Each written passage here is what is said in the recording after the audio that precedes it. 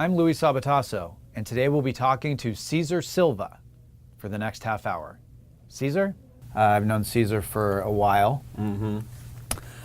You have one of the more interesting stories. Your parents are from Mexico. Yeah. They were immigrants from Mexico. Yeah, you know, crossing the borders, jumping borders, deserts, all that. They literally crossed the desert. It took my mom 2 times. Where did she cross? I think it was like over by Arizona or something. I'm not too sure. I don't remember exactly where. It's Arizona or Texas, I think is where they usually cross when they do that whole desert thing. When was this? Probably in the 70s, because my other brother, my older brother, he's like 8 years older. I think he was born here. So yeah, it's probably like early 70s. This whole country was founded on illegal crossing. So it's like, how deep do we want to get on the situation? So I tend not to go down too far like the rabbit hole.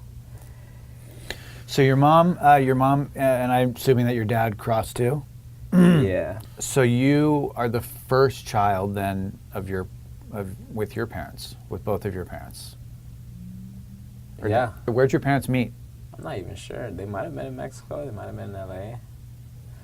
It's funny. I don't really know too much. It's some sort of like a dance, sort of like American Me style. Yeah. Maybe up in the hills. Did you see that? Do you remember the movie Blood In, Blood Out and American Me? It's my two of my favorite movies. Yeah. Well, alongside with Menace to Society and Boys in the Hood. Yeah, I love Boys in the Hood. How old were you when your dad died? 24, 25, Oh, okay. 26, somewhere around there. It was like my first, second year sobriety. And how did he die? Alcoholism. He died from sclerosis. He got cirrhosis of the liver? Yeah. Liver cancer. Yeah. Was he around for your adolescence and your teenage years? Was your dad around? In and out. Back and forth? Yeah, he was in jail a lot. He was in jail? Yeah, he was always in jail. We'd always go visit him in jail. I remember so many times going to visit him. Where? He would end up in prison, in county, in detention center, in the feds. I remember being involved with that stuff, and my dad was fucking nuts. Is this all in Torrance? No, I grew up in Culver City. You grew up in I was Culver born City. in Torrance at the UCLA hospital, but my whole life I was in Culver City. Okay. Same place. Yeah. I've always lived in this one little corner. And my dad would come in and out of jail, and every time he'd come out, he was like trying to fly straight and go to church, and he wouldn't drink. And all of a sudden he'd crack open a Budweiser, and then comes the Bud Lights, and then the King Cobras. And then it was always just a downward spiral. Would he hit the crack at that point? So basically, he would disappear. So I remember there'd be times that my mom would take me and my little brother to go look for him in South Central. And we'd pull up to some house, and there was like this Crip named Ronnie or something like that. And he'd come out, Wow. full braids, cane, the whole thing. And she would jump out the car and go talk to him. And me and my little brother would just sit there and watch what was going on. And she's talking to him, and he's just like, nope, nope, nope. And she'd come back in the car. How much younger was your little brother? 2 years. 2 years, right? Yeah. You guys were close? Super close. Super close to your little brother. Yeah. Where would you visit your dad in where would he go to county? Would you go to county and then you visit him in prison, like up at Wayside? And LA County. Okay. LA County. I think this is before Wayside. I think Wayside was like fairly new. Because we visit him at Old County. And then also at the detention center in San Pedro. Okay. You know, you cross the bridge and there's on the Terminal Island. So you have your older brother who's a half brother. Was he around? Oh, my older brother? Yeah, your older half brother. Yeah, my older brother used to fight with my dad all the time. Okay, so he was around. Yeah. Was he sort of the father He was like figure, the when, father figure. when your dad wasn't around? Yeah. He was also involved kind of with gangs and partying a little bit, but he never went full in. You got involved in gangs. I went all the way in. Yeah. You went all the way in. I went all the way in. How old are you? When I first started? Probably around like 15. 15? Yeah. In Culver City? Yeah. Why did you get involved with the gang? It was around me. My neighbors used to actually be gang members. So they used to smoke weed, and I remember them rolling up zigzags and bumping Snoop Dogg and writing on the walls, and you would walk in there and look around the whole room, and the whole room was all tagged up. I was like, fuck. And you like that. It is tight. Mexican gangs are different. Mexican gangs are different? Everyone holds their own. There's really no seniority. There is like there is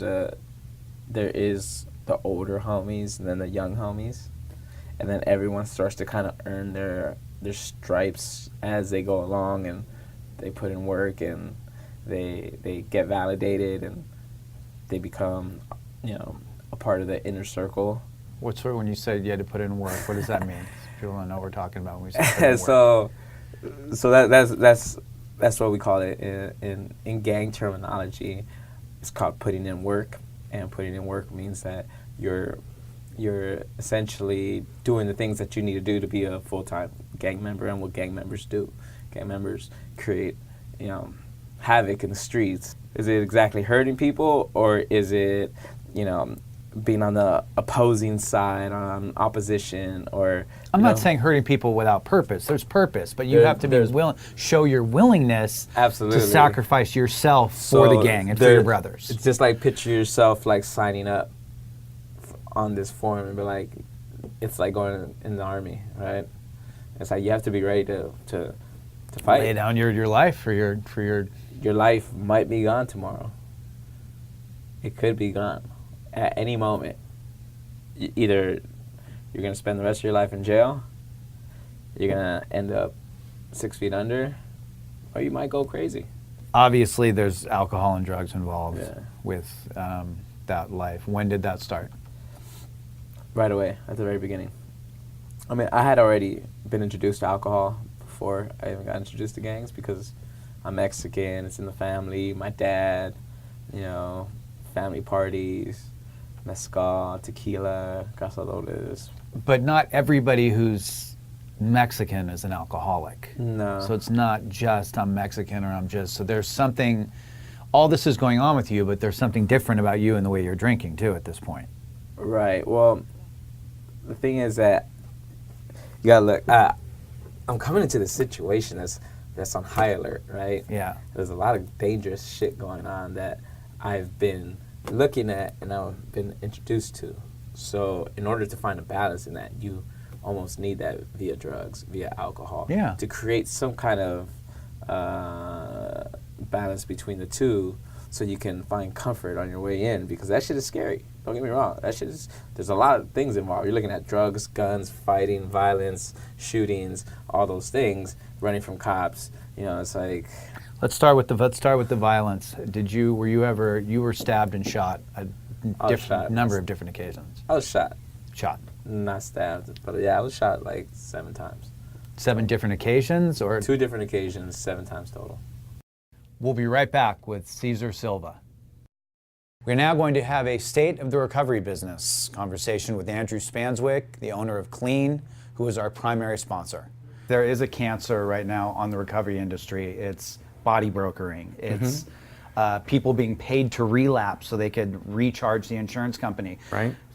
All these sober livings that are popping up and being paid for by IOPs. Yeah, and it's and honestly, that's illegal. It's hurt Clean substantially. That type of behavior, that criminal behavior, has made a huge impact on our census.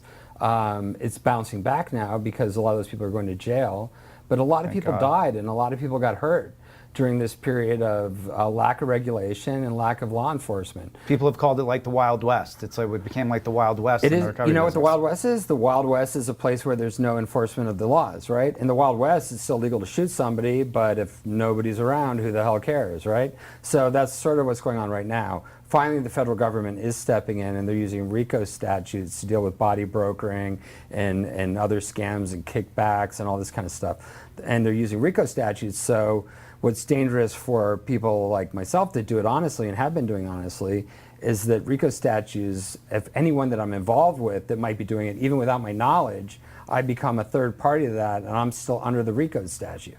So I could actually be indicted for something that I don't know anything about as a legitimate running operator. So it's making us have to be extra cautious, and we're having to bring all of our services in-house. Marketing becomes not just a way to tell people about the type of help we can offer and show them that there's a solution to their problems and that we can get them better. But now it also becomes a huge business risk management issue where I have to make sure that nothing is said that's incorrect at the call center or with our marketers. And it's hard for me to monitor all those people. So we have to record all that and review it. And it's just another thing that takes away time from me and clinicians and other people that are trying to provide real solutions. But it's a necessary part, unfortunately, in this world because when this much money starts flowing around easily, when people feel that they don't really have to provide a real solution, they just have to have a fancy product with some branding, and they just have to pay to get clients, or they have to pay Google a bunch of money to get a referral, that becomes an opportunity for people to scam money out of people.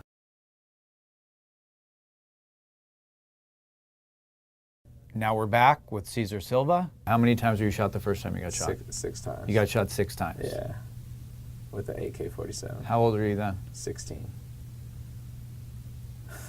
Fun times. Where'd you get shot? In the projects. No, where in your body? Both arms, my back, 3 times in the leg. Left at the bottom of the creek. Left for dead. And where was this? In Culver City, in the projects. Wow. Yeah. It's just one of those nights. It's one of those nights when you're out there, you're running around, you're drinking, you're getting into fights, you're running from cops, you're selling drugs, you're doing all this shit. It's a regular night. It's just like when you show up to a job. Yeah, I was clocked in. You didn't know you were going to get shot that day? No. And the funny part is, we knew deep down inside we're not supposed to walk down that path because at 1 in the morning there's no lights down there. Unless you have like a gun on you, like you shouldn't be walking out the creek at 1 in the morning because people have been known to get shot and die right there. It's like historically it happens all the time. You and your little brother at this point are still close? Yeah, we're super close. Where is he during all this? At home. He's just at home. Little guy's at home. He's a little guy. And you're taking care of you're taking care of the street stuff. Yeah. This wasn't a money thing for you. Nah, it was a validation thing.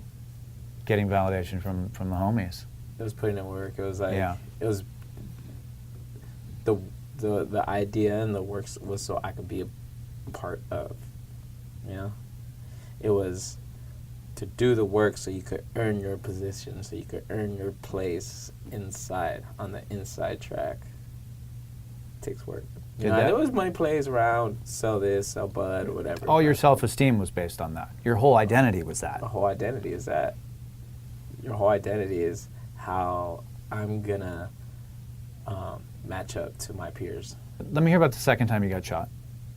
We were on the wrong side of the city, and we had to get to the other side, and we're like, we're just going to press through all these neighborhoods, and we're going to find our way. And we're just Who were you walk. with? Me and like 8 homies. We're just a bunch of us. Shaved heads. We're drinking, smoking. We just didn't give a fuck. When you're like that, you don't care. Did anybody get killed that night? Nah. Of your 8 homies? Nah, I'm the only one that got shot. David, your brother. My little brother. Yeah. Let's hear about that. I went home one day, and I walked in. It was night. My mom wasn't home. She was at work. And my little brother was there. And he was decked out from head to toe. And all my homies were there. There were drugs everywhere. There was bulletproof vests. There was guns. And we were just getting ready for war. And I was like, whoa, all right. And then I had a talk with the homies. And What was that talk? I felt more like this is something I want to be a part of. Yeah. You felt this was more draw for you to stop what you were doing and get back into this. Yeah. And I even told him, I had a conversation with him in my backyard, in my back porch. And we talked, and I was like, this and this and this can happen. So watch your back, and I'm not going to let anything happen to you. I went to the projects and went to hang out there. Got reacquainted with everyone, met all the new homies. I was like, all right. Did everything go okay for a little while? I mean, what happened? It was rough. It was rough. It was rough. Rough going. Right off the bat. Right off the bat, it was rough going because now I'm doing drugs, heavy. What drugs were you doing? Crack, meth, coke. And also, I have to make this comeback. It's the comeback story, right? So what did you do? What did that look like? I mean, it's just getting involved, and it's a day-to-day thing. You know, it's one of those things where you show up every single day, you show up, and you're a part of, and it takes a minute to really find your crew. And I remember one morning, after hanging out for a while, one morning it finally happened. It finally happened. Me and this little homie, it was just me and him. It was 6 in the morning, and we were on the BMX bikes. Everyone else was gone. I don't know where everyone else went. It was just me and him, and we kind of looked at each other, and we were just like, so what you want to do? I was like, what you want to do? It's like, I don't know. You want to come up? I'm like, yeah. I was like, yo, I know how to steal cars. I was like, you do? I was like, yeah, I just need a screwdriver. I was like, oh, I got to go. I have a whole tool set. I'll go grab it. I was like, cool. We're like, let's meet here in 1 hour. In 1 hour, we met at that same location. And from that day, we were inseparable. When did your brother get shot?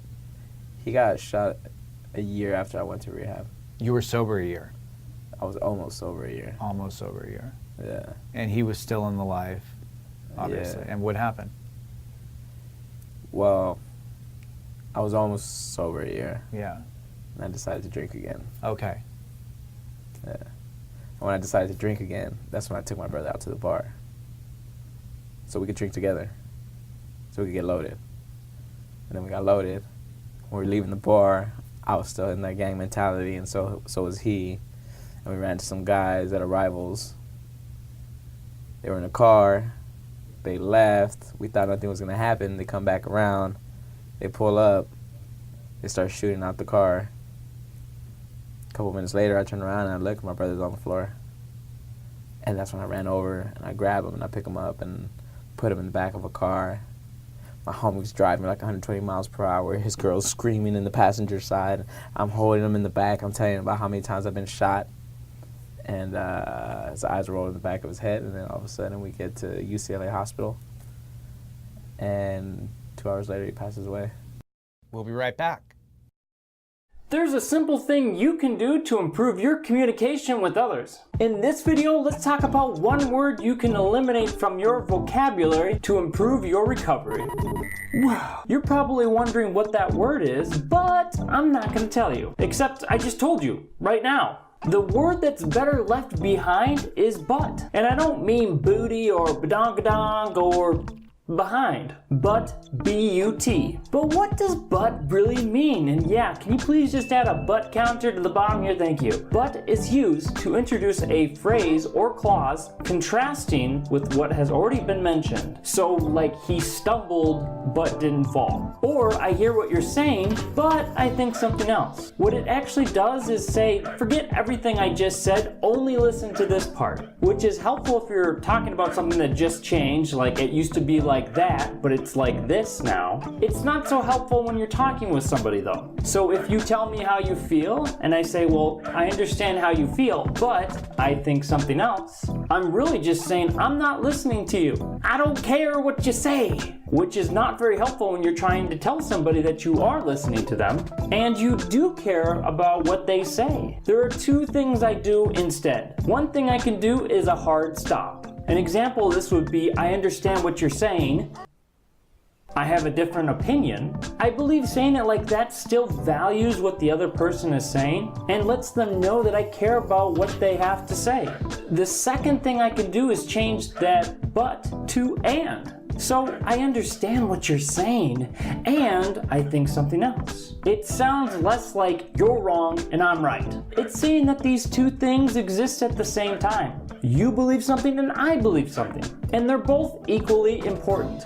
So in short, try to use but a little less frequently in your life. You might see some big changes. Thanks for watching and hope you enjoyed the rest of the show. I'm Louie Sabatasso, and I'm back with Cesar Silva on Real Talk. So you went to rehab, you got out of rehab, you stayed sober almost a year, decided you were going to drink again, went out, and that night you took your brother with you and your brother got shot. Yeah. Did you have to go home and tell your mom that your brother was dead? Nah, she was there. She was at the hospital? Yeah, I remember when she was down there, she was by the doors. And I was up here smoking a cigarette, and I look over to the left, And I remember the doctor just came out and started talking to her, and then she just looked out and started crying. When she started crying, that's how I knew. I knew at that very moment what had happened. That he was dead. Yeah. And I tried to run up and give her a hug, but she wouldn't let me. And how were you feeling at this moment? Guilty, shame, remorse, regret.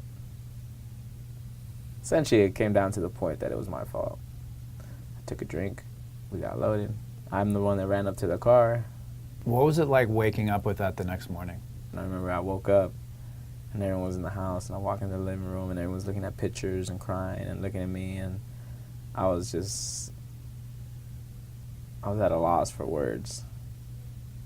Complete loss. And I walk outside, and then all my homies are there. So I go and hang out with all my homies in the back. And the whole time I was just outside. I couldn't go inside. I couldn't go inside the house. About like 4 or 5 o'clock I was out. I was like, I gotta go. Drinking again. I couldn't be there. I couldn't hang out for that. I had to go get loaded. I had to go get high. When did you finally get sober after that? Well, 2 months after David got shot, then I got shot. Then a couple months after I got shot, I went to jail. So then when I got out of jail, that's when they had me on probation. It was so easy. By that time, the judge was already over it. He was like, look, I just don't want to deal with you anymore. Just show up to your probation officer, test clean. You don't have to finish the program, just test clean. You're done. Just not gonna do it. He just looked at me, he's like, man, like all this stuff going on, you getting shot, your brother getting shot, sounds like there's something going on in your life, da-da-da. And then finally, that's when they put me in drug court. My counselor had a conversation with me. When he had a conversation, he said, hey, so it looks like there's been a lot going on in your life. You lost your brother, this, that. Starts going down the list, right? Boom, boom, boom, boom, boom. Which is shit that I hear all the time. But what he told me that time was that it didn't have to continue to be this way. That I can change the way that the story can play out. And I don't know what it was at that moment, but I was exhausted, I was tired, I couldn't find any way out, any solution, any kind of happiness. I just kept hitting this wall, right? So he's talking to me, and it was like that little window of hope just kind of opened up at that moment. And when he told me that I can do something different for my brother, that's what I needed to hear. Because I love my brother, you know, and I tried to look out for him. And I always get thrown back to that one moment when I go back to the house and we're sitting on the porch and I'm telling you, I'm looking after you. I'm not going to let anything happen to you. And I realized that I broke that promise. That's amazing, all the things that were said to you, that's what finally, that you were ready at that moment. There's something that I truly believe after being sober this long. I realized that, you know, sobriety is always about doing something for others, right? Well, at that moment, I was doing something for someone else. It wasn't about me. Your brother. It was about my brother.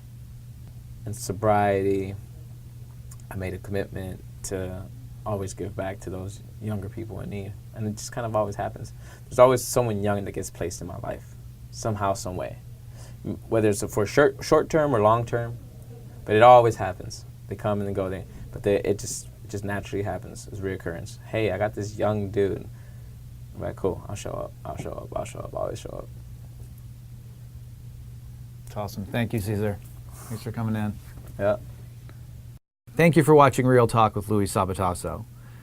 You can like us or share us or make comments on the show. We'd love to hear from you. See you next time.